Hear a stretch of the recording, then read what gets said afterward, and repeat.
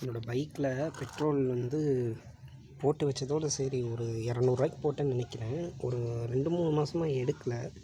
இப்போ அது இந்த இதில் இருக்குது. இது தண்ணியா இல்லை எத்தனாலாங்கிறது எனக்கு கரெக்டாக தெரில. இது பெட்ரோல் ஸ்டார்டிங்கில் இது ஃபஸ்ட்டு பிடிச்சது. அதில் கீழே அடியில் இருந்திருக்கும் போல், இவ்வளோ இருந்துச்சு. அதுக்கப்புறம் பெட்ரோல் வந்துச்சு. அடுத்த பாட்டிலையும் பெட்ரோல் தான் இருக்குது. இதை நம்ம 2 பார்ட்டாக பிரித்து போஸ்ட் பண்ணிக்கலாம்னு நினைக்கிறேன். வண்டி எலும்பு கூட இருக்குது.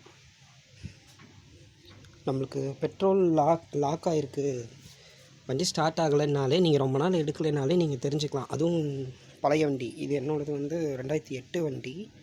அதுலேயும் நம்ம தெரிஞ்சுக்கலாம். நம்ம ரொம்ப நாள் எடுக்கலைன்னா இந்த E20 பெட்ரோல்னால் கார்பரேட்டர் டேமேஜ் ஆகிருக்கலாம்னு.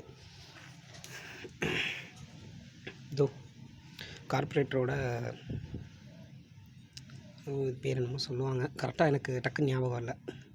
உள்ளே ஃபுல்லாக அதுவும் டஸ்ட் அக்குமுலேட் ஆகிருக்கு. அதோட ரப்பரும் டேமேஜ் ஆகிருக்கு. நம்ம பார்த்தா தெரியும். இது பெட்ரோல் பட்டு டேமேஜ் ஆகிருக்கு என்னென்னு எனக்கு தெரியல. டேங்க்கு க்ளீன் பண்ணிட்டேன். டேங்க்குள்ளேயும் இதே மாதிரி தான் இருந்தது. மொத்தமாக ட்ரை பண்ணி வெயிலில் வச்சுருக்கேன். கார்பரேட்டர் இன்னும் க்ளீன் பண்ணணும். பண்ணிவிட்டு நம்ம புது பெட்ரோல் ஊற்றி டெஸ்ட் பண்ணோம்னா சரியாயிரும் நம்புகிறேன்.